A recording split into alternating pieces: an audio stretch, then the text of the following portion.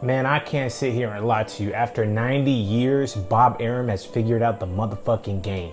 Mexico versus Puerto Rico has always been a high selling point for Top Rank. We can go back to De La Hoya Trinidad. We can go back to Margarito Cotto. We can go back to Chavez versus Chapo Rosario. Chavez versus Hector Macho Camacho. It's always been a huge selling point.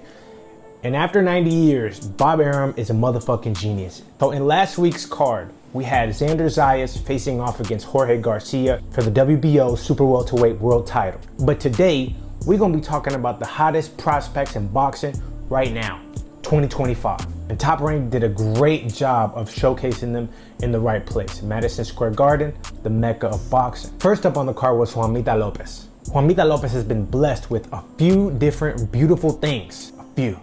One, he was blessed with punching power.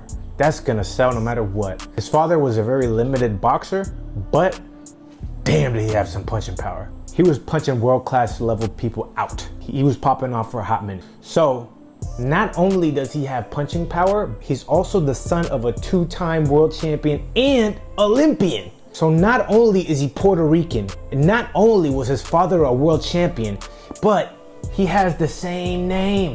So he comes from boxing royalty. He was blessed with the name. He had something that Julio Cesar Chavez Jr. had. He had something that Hector Macho Camacho Jr. had, was the name. And they made a lot of money off of that name. They might have not been the best fighters, but they made a lot of money off of that name. A lot more than they would have had the name been Juan Camacho or had his name been like Miguel Chavez. You know, it just didn't make them the money that Julio Cesar Chavez Jr. made them and Hector Macho Camacho Jr. made them. So Juanita Lopez has a bright future ahead of him. He's 3-0 with 2 knockouts. And not only did he get blessed with the name, but he was also an Olympian himself. Juanita Lopez competed in the 2024 Olympic Games in Paris. So not only was he blessed with the name of a former world champion, 2-division or 2-time, he was also the only male boxer to qualify for the Olympics in 2024. So he has skills, real skills, boxing skills. I mean, this kid is 3-0 with 2 knockouts.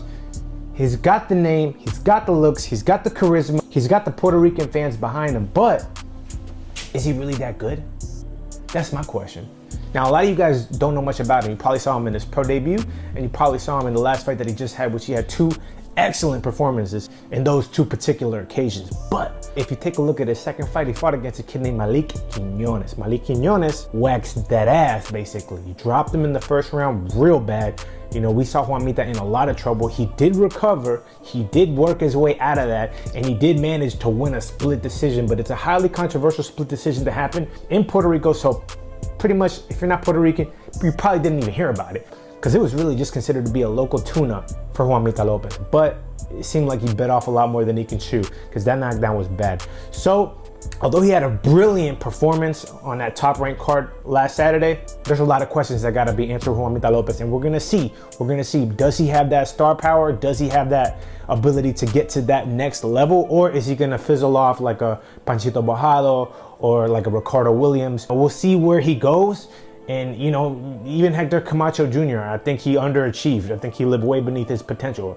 And even Julio Cesar Chavez Jr., had he had more discipline, I think he would have gotten a lot further. So we'll see what happens in Juanita Lopez's future, but it's bright, it's brilliant, and it's looking like he's gonna pop off really soon. It looks like he's gonna be the face of Puerto Rican boxing in 2030, 2028, something like that. You know, we'll see how it looks, but, you know, he's got a long way to go. He's only 3 fights in.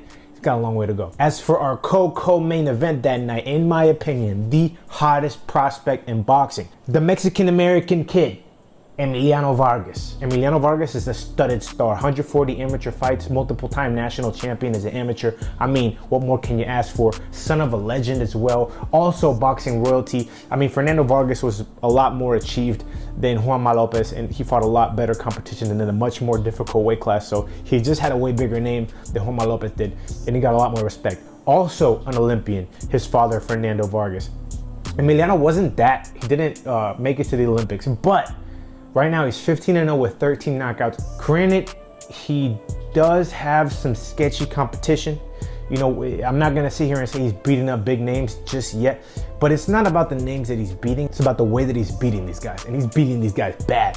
This is not competition for him. I mean, he's taking them out 40 seconds, starching them, first round knockout, second round knockout, obliterating these guys, just disgusting knockouts, you know, like beautiful switch movement, boxing movement, power puncher, elusive, quick, fast, doesn't get hit, great defensively, son of a legend, has the name, has the charisma, has the looks. I mean, this kid has it all. This kid has it all. And he's Mexican. So I love how Bob Arum took the Puerto Rico-Mexico theme all the way through the undercard. He showed you basically Puerto Rico's hottest prospect, followed by Mexico's hottest prospect, followed by the main event, which was Mexico versus Puerto Rico, and then they go at it. I loved it, and I love how they're selling it. Mexicans, they hate on Puerto Ricans, but they love us, of course. And Puerto Ricans, they hate on Mexicans, but we love them, of course, because without each other, man, boxing would be pretty much a fucking boring sport. I ain't gonna lie to you. You know, the Mexican come forward power punching style, body work combination, head, body, head. I love it. The Puerto Rican slickster moving, you know, flashy style. I also love it. It was pretty much a match made in heaven. But in my opinion, these are the two hottest prospects right now for the representative countries. So Puerto Rico's hottest prospect is definitely Juanita Lopez. Mexican Americans, I guess you could say, his hottest prospect is definitely by far Emiliano Vargas. I know there's a bunch of other prospects right now that, you know, I'm not mentioning. Of course, there's Camille Moulton. There's a bunch of other guys. There's a bunch of other guys that I know I'm leaving out because I'm talking about Puerto Rico and I'm talking about Mexico right now. So I think a lot of Puerto Rico's hope in the future lies in this kid Juanita Lopez. And I also think that Emiliano Vargas is just gonna be a superstar. I think he might be able to transcend boxing. I think, you know, with the way he speaks in English and he can speak pretty good Spanish, I just think that he has all the tools to actually become a superstar, not just to become a champion. You know, I think he is gonna become a champion, but I think he has the potential to truly become a superstar, to truly get to the pay-per-view level, unless, I mean, pay-per-view level doesn't exist anymore. But I think for the next 10 years, you know, Emiliano Vargas is going to be a force to be reckoned with. I see him fighting against Keyshawn Davis. Hopefully, you know, they move him the smart way and he doesn't jump into something stupid like his father did. You know, he made that mistake against Felix Trinidad. He bit off a lot more than he could chew at 22. His son is only 21 years old and he's already basically at the same skill level his father was, but he wasn't pushed at the same pace and he wasn't rushed the same way, which I think is an amazing job. I think they took a page out of the father's book and they kind of moved him a little slower and they're moving him a little smarter, but they're also moving him well. So I think Emiliano is going to give us a lot to talk about, and Juanita Lopez is also going to give us a lot to talk about, but I do see some flaws in Juanita. It's early in his career. We'll figure it out.